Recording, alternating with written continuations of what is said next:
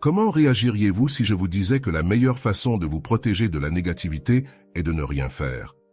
Le bouddhisme nous enseigne que la clé ne réside pas dans la réaction, mais dans la présence. Dans cette vidéo, vous découvrirez comment désactiver l'énergie toxique autour de vous sans même prononcer un mot.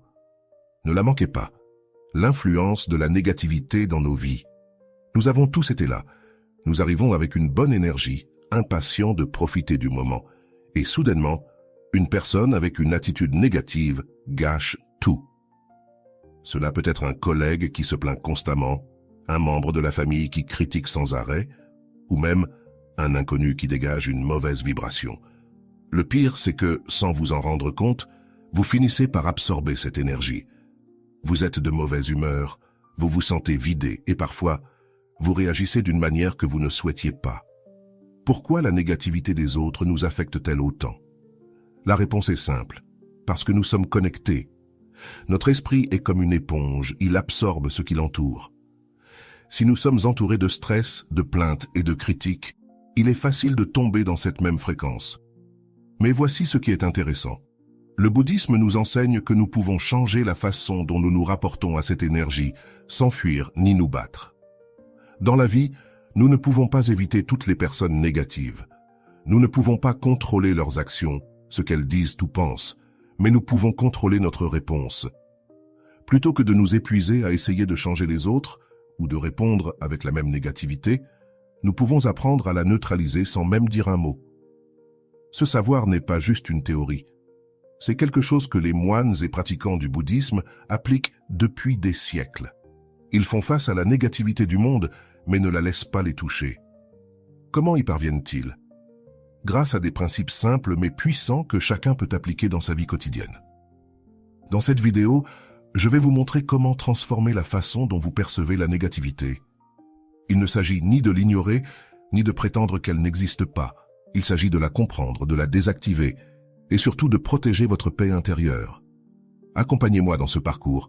Nous allons découvrir pourquoi la négativité a tant de pouvoir sur nous, et comment, avec quelques petits changements, nous pouvons devenir immunisés contre son impact. Avant d'aller loin, je te serai reconnaissant si tu mets un j'aime à la vidéo, cela m'aiderait à continuer de diffuser cette philosophie.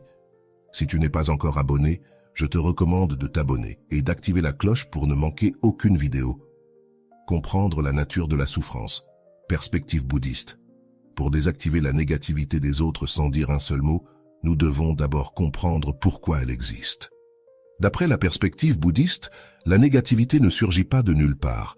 Elle a une cause, et cette cause est la souffrance. Le Bouddha a enseigné que tout être humain expérimente dukkha, un terme qui se traduit par souffrance, insatisfaction ou inconfort avec la vie. Personne n'est exempt de cela. La personne qui se plaint toujours, celui qui critique sans fin, celui qui se met en colère pour tout. Tous ces individus manifestent leur propre souffrance.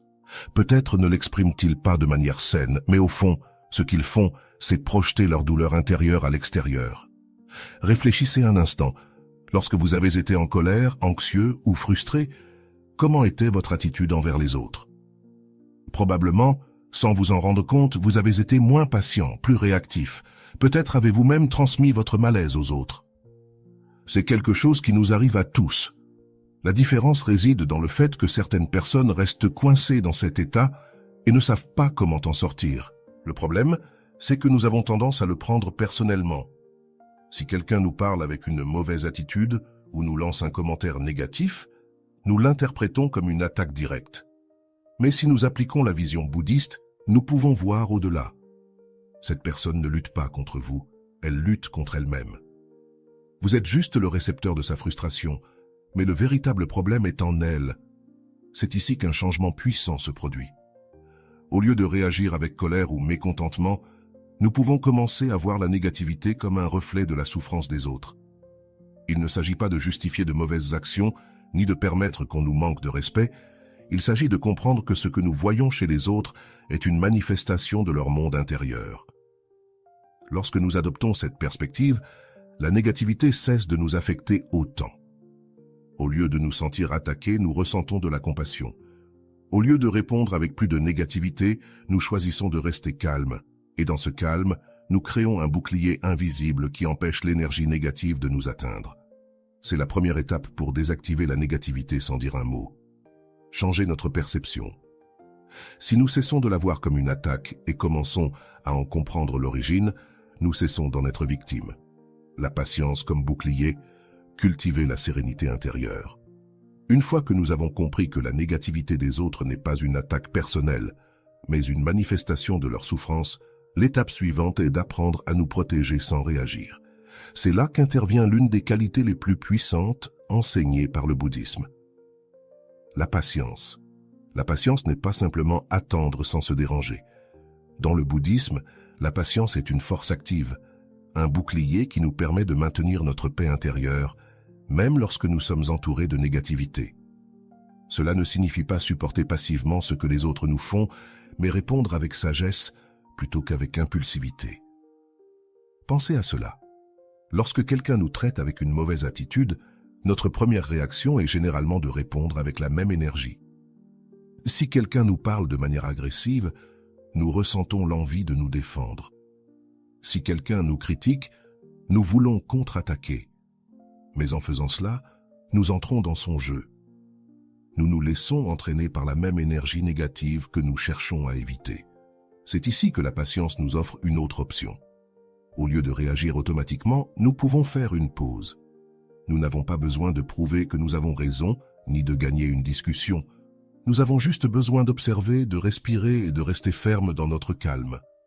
Dans le bouddhisme, il y a une histoire qui parle du Bouddha et d'un homme qui l'insultait avec véhémence.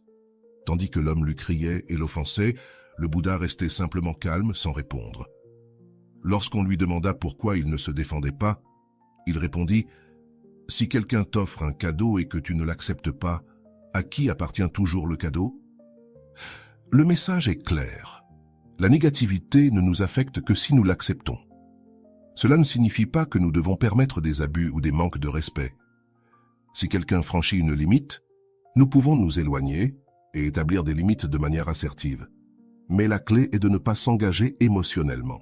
Lorsque nous pratiquons la patience, la négativité des autres devient un bruit de fond, quelque chose qui se passe en dehors de nous, mais qui n'a pas de pouvoir sur notre intérieur. Pour cultiver cette patience, nous pouvons pratiquer la respiration consciente. Chaque fois que vous sentez que la négativité de quelqu'un vous affecte, prenez une profonde inspiration et répétez mentalement « Cela ne m'appartient pas ». Rappelez-vous que l'autre personne projette sa propre souffrance et que vous n'avez pas à la porter. Lorsque vous parvenez à maintenir votre sérénité, la négativité perd son pouvoir sur vous. Et ici, quelque chose de curieux se produit. Souvent, lorsqu'une personne négative se rend compte qu'elle ne parvient pas à vous affecter, son attitude change. L'énergie qu'elle utilisait pour vous entraîner dans son monde perd de son efficacité, et dans de nombreux cas, elle finit par se calmer. Méditation. Outil pour l'observation et la non-réaction. La méditation est bien plus qu'un simple exercice pour se détendre. Dans le bouddhisme, c'est une pratique fondamentale qui nous permet de développer clarté mentale, stabilité émotionnelle et une profonde compréhension de notre propre esprit. Et lorsqu'il s'agit de gérer la négativité des autres sans réagir, la méditation devient un outil indispensable. Elle nous aide à observer nos émotions sans nous laisser entraîner par elles, à créer un espace entre le stimulus et la réponse, et à répondre en toute conscience plutôt qu'avec impulsivité. Lorsque quelqu'un nous traite négativement, notre réaction est généralement immédiate. Nous nous sentons attaqués, nous nous tendons, et avant de nous en rendre compte, nous avons répondu avec la même énergie. Mais que se passerait-il si, au lieu de réagir immédiatement, nous avions un espace de calme intérieur qui nous permettait de choisir notre réponse? Et si nous pouvions observer notre irritation sans nous identifier à elle? C'est précisément ce que nous offre la méditation. La capacité de ne pas nous laisser emporter par la première réaction automatique et à la place de répondre depuis un état d'équilibre supérieur. Pour comprendre comment cela fonctionne, nous pouvons imaginer notre esprit comme un lac. Si l'eau est trouble et agitée, chaque pierre qui tombe dedans générera un grand impact et une agitation. Mais si l'eau est claire et sereine, nous pourrons voir la pierre tomber sans que la surface en soit affectée de manière significative. Il en va de même pour notre esprit. Si nous sommes remplis de préoccupations, de stress et de pensées accélérées, tout commentaire négatif d'une autre personne nous secouera fortement. Mais si notre esprit est stable et clair, nous pourrons voir cette négativité pour ce qu'elle est, simplement une manifestation d'une autre personne qui n'a pas à altérer notre paix intérieure. Le problème est que notre esprit n'est pas habitué à cette stabilité. Nous vivons dans un état de distraction constant, sautant d'une pensée à l'autre, réagissant sans nous en rendre compte et permettant à nos émotions de nous contrôler au lieu de les contrôler nous-mêmes. C'est pourquoi la pratique de la méditation est si importante. Elle nous entraîne à observer ce qui se passe dans notre esprit sans nous y accrocher. Il existe de nombreuses formes de méditation, mais l'une des plus efficaces pour développer la capacité de ne pas réagir face à la négativité est la méditation de la respiration. Elle est incroyablement simple, mais en même temps profondément transformative.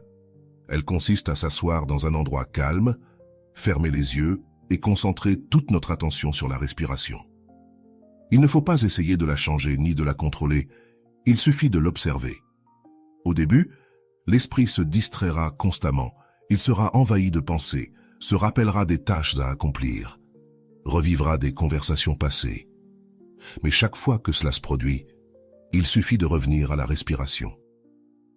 Ce simple acte de ramener l'attention encore et encore est ce qui renforce notre capacité à ne pas réagir dans la vie quotidienne.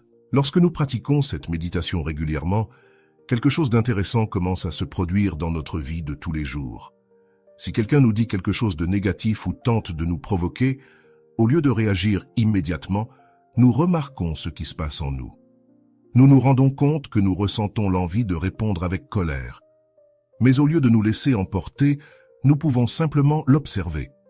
C'est comme si l'esprit nous donnait quelques secondes supplémentaires avant d'agir, un petit espace de clarté qui nous permet de décider quoi faire au lieu de réagir sans réfléchir.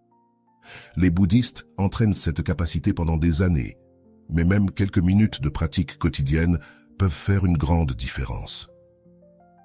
Il ne s'agit pas de devenir une personne complètement inaltérable du jour au lendemain, mais de développer petit à petit la capacité de mieux gérer nos émotions et nos réactions. Un autre aspect fascinant de la méditation est qu'elle nous aide à voir plus clairement la négativité des autres sans la prendre personnellement. Souvent, quand quelqu'un nous traite mal, nous pensons qu'il s'agit d'une attaque directe contre nous. Mais quand notre esprit est calme, nous pouvons voir que cette personne agit simplement à partir de son propre état intérieur. C'est comme si la méditation nous donnait la capacité de voir au-delà des paroles et des gestes, en comprenant que ce que nous voyons chez les autres n'est rien d'autre que le reflet de leur monde intérieur. La pratique de la méditation nous aide également à renforcer la patience. Lorsque nous méditons, nous apprenons à être présents avec tout ce qui surgit dans notre esprit, sans essayer de le changer ni de réagir face à lui. Si une émotion désagréable survient, nous l'observons sans nous identifier à elle. Si notre esprit est envahi de pensées négatives, nous les laissons simplement passer sans nous y accrocher. Avec le temps, cette capacité se transfère dans notre vie quotidienne, nous permettant de faire de même avec la négativité extérieure. Pensons à une situation quotidienne. Nous sommes au travail et un collègue commence à se plaindre sans cesse, transmettant une énergie pesante dans l'ambiance. Si nous n'avons pas entraîné notre esprit, nous pourrions nous sentir irrités, mal à l'aise ou même absorber cette négativité sans nous en rendre compte. Mais si nous pratiquons la méditation, nous pouvons remarquer ce qui se passe sans nous y accrocher. Au lieu de réagir avec agacement, nous observons simplement la situation en tant que spectateurs. Cela ne signifie pas que nous approuvons la négativité, mais que nous évitons qu'elle nous affecte. Il en va de même dans des situations plus difficiles. Si quelqu'un nous parle avec agressivité ou nous lance une remarque blessante, nous pouvons ressentir l'envie de répondre avec la même attitude. Mais au lieu d'agir impulsivement, nous respirons, observons l'émotion et décidons si cela vaut vraiment la peine de réagir. Bien souvent, nous réalisons qu'il n'est pas nécessaire de réagir. La négativité perd son pouvoir lorsqu'elle ne trouve rien sur quoi s'appuyer. Bien sûr, cela ne signifie pas que la méditation nous rendra immédiatement immunisés à tout. Il y aura des moments où la négativité nous affecte, où nous réagirons sans le vouloir, ou où nous nous sentirons frustrés de ne pas gérer la situation comme nous le souhaiterions. Mais l'important n'est pas d'être parfait, c'est de continuer à pratiquer. Chaque fois que nous réussissons à rester calmes dans une situation difficile, Nous renforçons notre capacité à répondre avec sagesse plutôt qu'avec impulsivité. Outre la méditation de la respiration, il existe d'autres types de méditation qui peuvent nous aider à développer un esprit plus stable. La méditation en marchant, par exemple, est une excellente manière d'entraîner l'attention pleine. Il s'agit de marcher lentement en ressentant chaque pas et chaque mouvement du corps avec pleine conscience. Nous pouvons également pratiquer l'observation consciente à tout moment de la journée, simplement en prêtant attention à nos émotions et à nos pensées sans nous laisser emporter par elles. Lorsque la méditation fait partie de notre vie, notre relation avec la négativité change complètement. Nous cessons d'être victimes des émotions des autres et devenons des observateurs conscients de ce qui se passe autour de nous. Cela ne signifie pas que nous devenons froids ou distants, mais que nous développons une sérénité intérieure qui nous permet de gérer n'importe quelle situation avec plus d'équilibre. Et le plus surprenant, c'est que lorsque les autres perçoivent que nous ne pouvons pas être affectés par leur négativité, leur attitude change souvent aussi. La méditation n'est pas une solution magique, ni une échappatoire à la réalité, mais un outil pour vivre avec plus de conscience et de stabilité. Elle nous permet de voir la vie avec plus de clarté, de répondre avec plus de calme et de transformer notre manière d'expérimenter le monde. Nous ne pouvons pas empêcher l'existence de personnes négatives, mais nous pouvons apprendre à interagir avec elles depuis un état de paix intérieure qui nous rend immunisés contre leur influence. Et lorsque nous y parvenons, nous améliorons non seulement notre propre vie, mais nous devenons également une source de calme et d'équilibre pour ceux qui nous entourent. Développer la compassion en comprenant la souffrance des autres est l'un des outils les plus puissants que nous puissions développer pour désactiver la négativité des autres, sans dire un mot. Il ne s'agit pas seulement de ressentir de la pitié pour quelqu'un, ou de pardonner des comportements nuisibles, mais de comprendre profondément la souffrance qui se cache derrière chaque action négative. Dans le bouddhisme, la compassion n'est pas vue comme un simple sentiment, mais comme une pratique active qui transforme notre relation avec les autres et avec le monde. Lorsqu'une personne est négative, agressive ou constamment critique, notre réaction naturelle est souvent le rejet. Nous nous éloignons, nous nous défendons ou nous répondons avec la même énergie. Cependant, cela ne fait qu'augmenter le cycle de négativité et nous fait entrer dans un jeu qui ne nous bénéficie pas. Ce que le bouddhisme nous enseigne, c'est que la négativité de quelqu'un n'est rien d'autre qu'une manifestation de sa propre souffrance. Une personne heureuse et en paix n'a pas besoin d'attaquer ni de contaminer les autres avec son énergie. Si quelqu'un est agressif, c'est qu'il y a de la douleur en lui. Si quelqu'un critique sans cesse, c'est qu'il y a de l'insatisfaction dans sa vie. Si quelqu'un se plaint constamment, c'est qu'il n'a pas trouvé comment être en harmonie avec ce qui l'entoure. Pensons à nos propres expériences. Nous avons tous eu des mauvais jours, des moments de stress ou des périodes où nous nous sommes sentis frustrés par la vie. Et si nous regardons honnêtement en arrière, nous nous souviendrons sûrement de moments où, sans nous en rendre compte, nous avons déchargé notre malaise sur les autres. Peut-être avons-nous répondu brusquement à quelqu'un qui n'était pas responsable de notre état émotionnel, ou peut-être nous sommes-nous plaints de manière excessive au sujet de quelque chose de peu important, car en réalité, ce qui nous affectait était quelque chose de plus profond. Maintenant, si nous-mêmes avons agi de la sorte, pourquoi ne pourrions-nous pas comprendre que les autres en font de même? Le problème, c'est que nous avons tendance à voir uniquement la surface. Si quelqu'un nous parle mal, nous ne voyons que ses paroles et son attitude, mais nous ne voyons pas ce qui se cache derrière. Nous ne voyons pas la fatigue accumulée, les déceptions qu'il a vécues, les préoccupations qui le tourmentent. Nous ne voyons pas l'histoire de sa vie qui l'a amené à agir de cette manière. Mais lorsque nous faisons l'effort de regarder au-delà des apparences, quelque chose change en nous. La colère se dissipe et, à sa place, la compassion apparaît. Un moine bouddhiste a expliqué un jour que lorsque nous voyons quelqu'un pris dans sa propre négativité, nous devrions nous imaginer que c'est comme une personne coincée dans une maison en feu. Si nous voyons quelqu'un dans cette situation, notre réaction ne serait pas de nous mettre en colère contre cette personne d'être en danger, mais de ressentir l'envie de l'aider. La négativité est une prison intérieure dont beaucoup de personnes ne savent pas comment sortir. Elles sont piégées dans leurs pensées toxiques, leurs peurs, leurs frustrations. Si nous réagissons avec colère ou rejet, nous ne faisons que renforcer cette prison. Mais si, au lieu de cela, nous ressentons de la compassion, l'énergie change. Cela ne signifie pas nécessairement que la personne changera immédiatement, mais cela transforme notre expérience de la situation. La compassion ne signifie pas permettre qu'on nous manque de respect ni accepter des mauvais traitements. Nous pouvons établir des limites et décider de nous éloigner si une relation est trop toxique, mais lorsque nous le faisons avec compassion, plutôt qu'avec du ressentiment, nous partons en paix sans emporter la charge émotionnelle de cette négativité. Nous ne restons pas coincés dans la rancœur ni dans le besoin de prouver que nous avons raison. Nous comprenons simplement que chaque personne fait ce qu'elle peut avec ce qu'elle a. La personne est dans son propre processus et nous ne pouvons pas contrôler comment les autres agissent, seulement comment nous y répondons. Un exercice bouddhiste très puissant pour développer la compassion est la méditation de l'amour bienveillant, également connue sous le nom de Metta Bena. C'est une pratique qui consiste à générer des sentiments d'amour et de compassion envers les autres, en commençant par soi-même et en l'étendant progressivement aux personnes proches, puis aux personnes neutres, et enfin à ceux avec qui nous avons des conflits. L'idée est d'imaginer chaque personne comme un être humain ayant ses propres difficultés et désirs d'être heureux, et de leur envoyer mentalement de bons vœux, tels que tu trouves la paix, que tu sois libre de souffrance, que tu vives avec sérénité. Bien que cela puisse paraître simple ou même naïf, cette pratique a un impact profond sur la manière dont nous percevons les autres.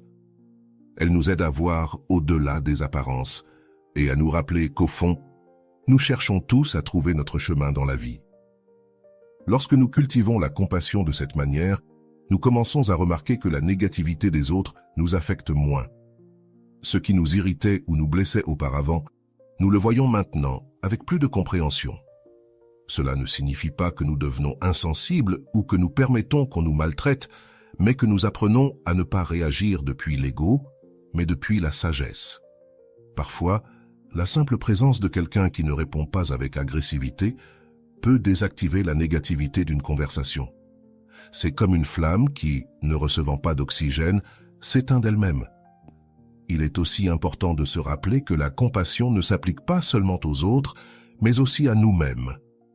Souvent, nous nous exigeons trop, nous nous culpabilisons de ne pas réagir correctement ou nous nous jugeons pour ressentir de la colère ou de la frustration. Mais le processus d'apprendre à gérer la négativité des autres prend du temps et il est normal qu'il y ait des moments où nous nous sentons affectés. La clé est de traiter ces moments avec la même compassion que nous essayons d'appliquer envers les autres, comprendre que nous sommes dans un processus de croissance et nous permettre de ne pas être parfaits.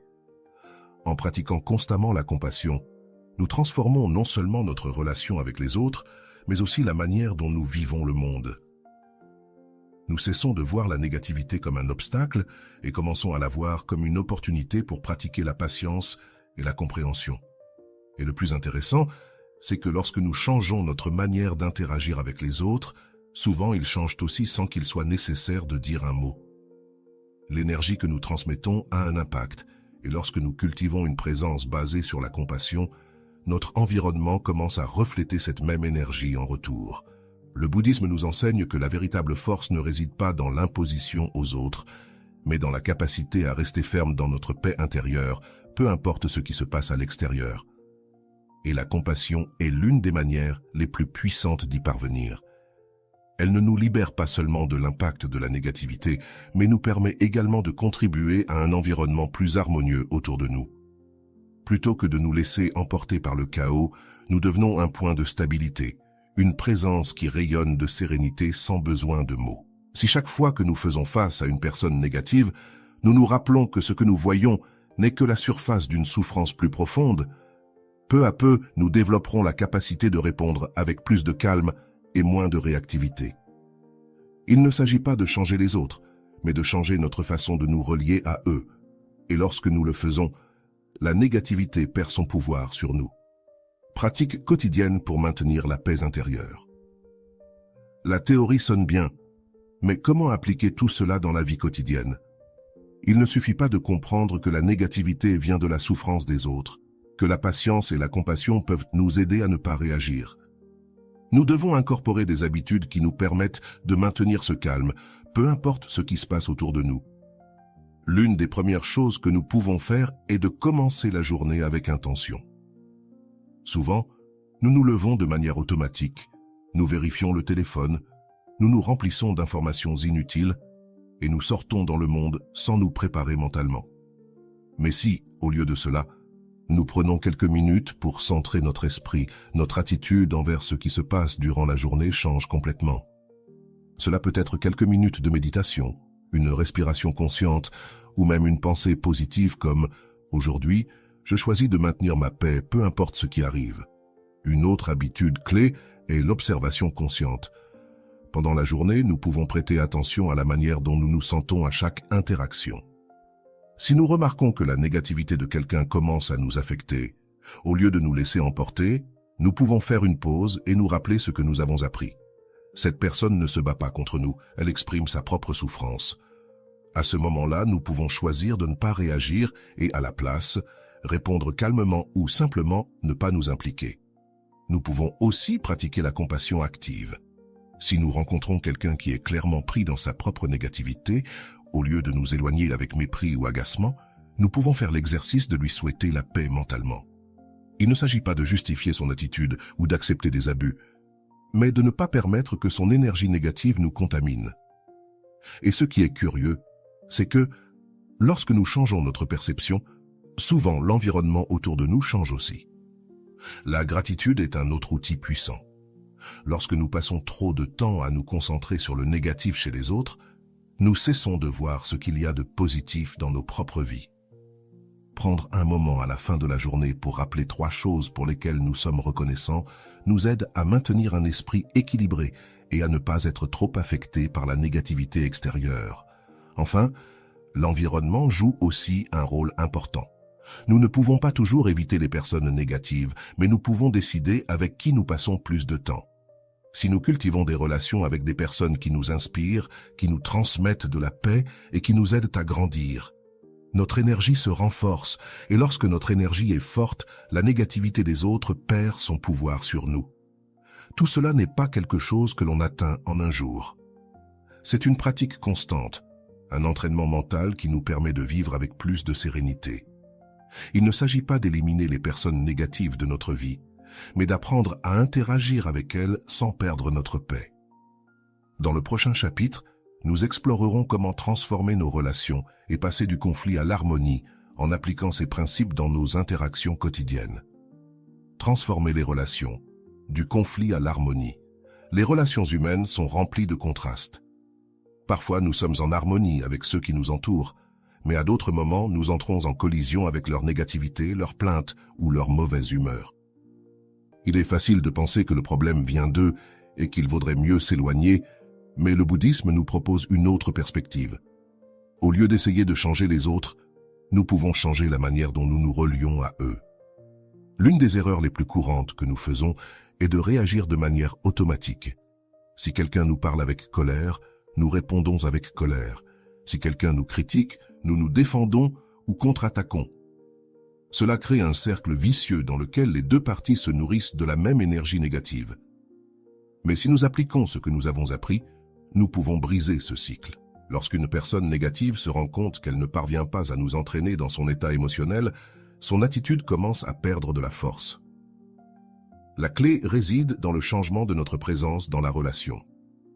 Si, au lieu de voir cette personne comme quelqu'un de dérangeant, nous la voyons comme quelqu'un qui souffre, notre énergie change. Cela ne signifie pas que nous devons supporter des manques de respect ou accepter des abus, mais nous pouvons établir des limites sans agressivité. Au lieu de répondre avec agacement, nous pouvons être fermes dans notre âme. Il y a une histoire bouddhiste qui illustre ce concept. Un disciple demanda à son maître, « Maître, il y a une personne qui me traite toujours avec mépris. Que puis-je faire ?» Le maître répondit, « Si quelqu'un te donne un cadeau et que tu ne l'acceptes pas, à qui appartient toujours le cadeau ?» Le disciple comprit que l'attitude des autres n'a de pouvoir sur nous que si nous décidons de l'accepter. Cela ne signifie pas que nous devons être passifs. Si une relation est nuisible, nous pouvons nous éloigner sans rancœur. Mais lorsque nous décidons de rester, nous pouvons le faire depuis une position de force intérieure. Au lieu de voir la relation comme un champ de bataille, nous pouvons la voir comme une opportunité de pratiquer la patience, la compassion et l'autocontrôle. Une autre technique utile est de changer l'énergie de la conversation. Si quelqu'un commence à se plaindre, au lieu de nourrir sa plainte avec plus de négativité, nous redirigeons la conversation vers quelque chose de plus positif.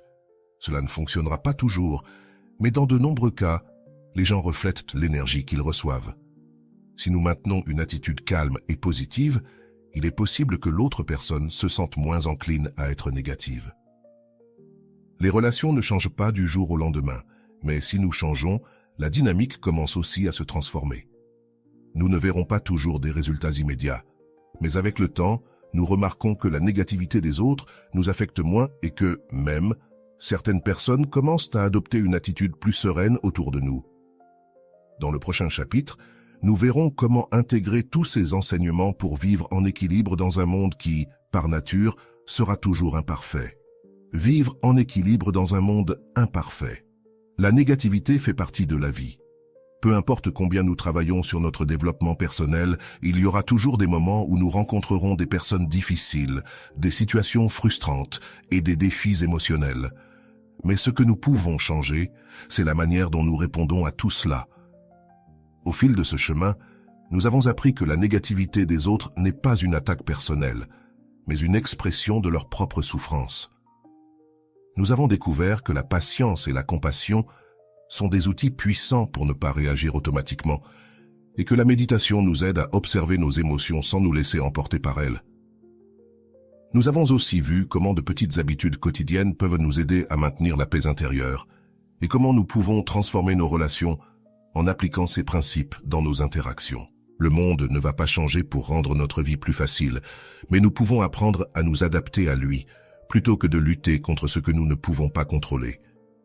Lorsque nous arrêtons de donner du pouvoir à la négativité et choisissons de répondre avec calme, nous devenons une source de stabilité pour nous-mêmes et pour ceux qui nous entourent. Souviens-toi que tout cela est une pratique.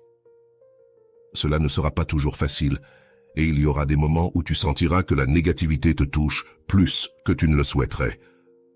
Mais chaque fois que tu parviens à maintenir le calme dans une situation difficile, chaque fois que tu choisis de ne pas réagir face à une provocation, et chaque fois que tu réponds avec compassion plutôt qu'avec colère, tu te renforces dans ce chemin. Si cette vidéo t'a été utile, abonne-toi à la chaîne pour plus de contenu sur le bouddhisme et le développement intérieur. Et raconte-nous dans les commentaires quelle stratégie tu utilises pour gérer les personnes négatives. Nous voulons connaître ton expérience. À bientôt dans la prochaine vidéo.